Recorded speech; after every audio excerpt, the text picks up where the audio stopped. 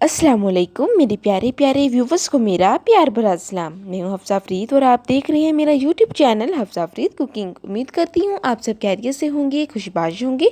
आज मैं आपके साथ शेयर कर रही हूँ किस्सा खवानी पेशावर बाज़ार की मशहूर रबड़ी खीर की रेसिपी।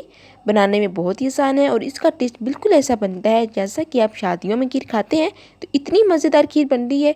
और इसके अलावा मैं आपके साथ शेयर करूँगी इस रेसिपी के 3 सीक्रेट जिनकी वजह से खीर बहुत मज़े की बनती है।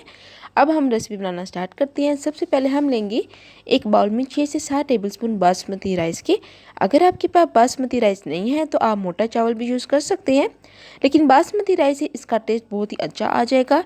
अब अच्छे से चावलों को धो लेंगे ताकि चावलों की अपनी जो खास किस्म की स्मेल होती है ना वो ख़त्म हो जाए।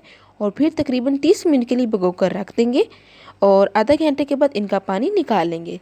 दूसरी तरफ एक पतीली में पानी को अच्छे से बॉईल कर लेंगे और इसमें हम चावलों को डाल देंगे और फिर अच्छे से बॉईल करेंगे।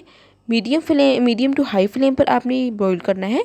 जब पानी थोड़ा सा रह जाए तो फ्लेम जो है वो लो करके दम पर दे दें और देखिए राइस कितने अच्छे से कुक हो गए हैं और सॉफ्ट भी हो गए हैं। अब यहाँ पर रेसिपी का जो पहला सीक्रेट है वो है ये रस। आप यहाँ इनके इस तरह छोटे छोटे पीस कर लें।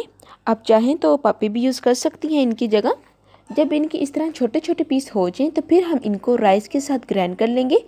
मैं यहाँ 2 लीटर दूध से ये रेसिपी बना रही हूँ, तो इसीलिए मैं पहले 1 गिलास दूध जग में शामिल करूँगी और फिर इसमें चावल और रस भी शामिल कर लेंगे और फिर अच्छे से ग्राइंड कर लेंगे और थोड़ा सा दूध और शामिल कर लेंगे और अब अच्छे से ग्राइंड कर लेंगे ताकि दोनों इंग्रेडिएंट्स अच्छे से मैच हो जाए। तो देखिए अच्छे से दोनों इंग्रेडिएंट्स मैच हो गए हैं। अब हम कढ़ाई लेंगे और इसमें हम बाकी दूध अंडेल देंगे। तो 2 लीटर दूध में 1 गिलास हमने चावल और रस को ग्राइंड करने के लिए यूज़ किया है और बाकी जो रह गया है वो आपने फिर कढ़ाई में डालना है। और कोशिश कीजिएगा कि फुल फैट दूध का इस्तेमाल करें। और अब साथ ही 3 से 4 अदद छोटी सब्ज़ इलायची शामिल कर देंगे और दूध को अच्छे से बॉईल कर लेंगे। तो देखिए दूध अच्छे से बॉईल हो गया है। अब इस पॉइंट पर हम चावल और रस का ग्राइंड किया हुआ मिक्सचर शामिल कर देंगे। मिक्सचर ऐड करने के बाद अच्छी तरह से मिक्स कर लेंगे। और यहाँ पर एक बात, बहुत अहम बात है कि फ्लेम जो है वो आपने मीडियम रखना है और दूध को गाढ़ा होने तक पकाना है और चम्मच आपने मुसलसल चलाते जाना है ताकि दूध नीचे से लगे ना। तो इंशाल्लाह आज की रेसिपी हमारी बहुत ही मज़ेदार बनने वाली है। तो आपने कोई पॉइंट स्किप नहीं करना और हर पॉइंट को आपने ध्यान से देखना है। अब यहाँ पर आपने चीनी ऐड कर लेनी है, तो आप अपने टेस्ट के मुताबिक चीनी शामिल कर लीजिएगा। मैंने यहाँ पर एक बड़ा चम्मच भरकर चीनी शामिल की है और साथ ही दूध को हम गाढ़ा होने तक मुसलसल पकाएंगे और चम्मच मुसलसल चलाते जाएंगे और फ्लेम जो है वो लो टू मीडियम के दरमियान है। अब यहाँ पर मैं इस रेसिपी का दूसरा सीक्रेट शेयर करूँगी। ये है मेरे पास खोया। ये आपको बाज़ार से इजीली मिल जाएगा और इसको आप घर पर भी आसानी से 1 लीटर दूध में बना सकते हैं। इंशाल्लाह बहुत जल्द आपके साथ खोए की रेसिपी भी शेयर करूँगी।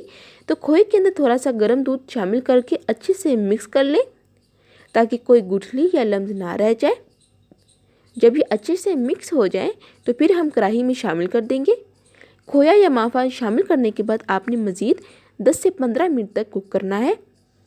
तो देखिए दूध जो है वो गाढ़ा होना शुरू हो गया है।